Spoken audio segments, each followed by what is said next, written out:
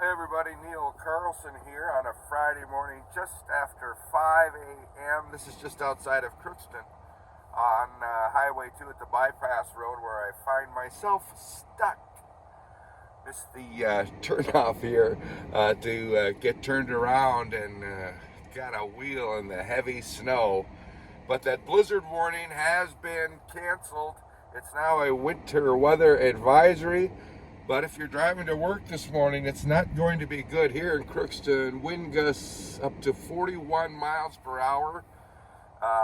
Wind at 29, 16 degrees.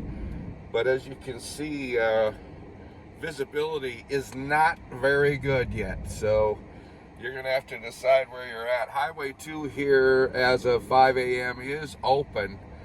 But again, you're going to have very restricted visibility, blowing snow out here. So take a look at your state's, wherever side of the river you're on here in North Dakota or Minnesota. Take a look at road maps before taking off today and be prepared to slow down. Poor visibility out there.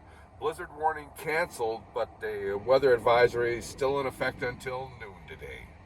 I'm Neil Carlson reporting for iNews.TV.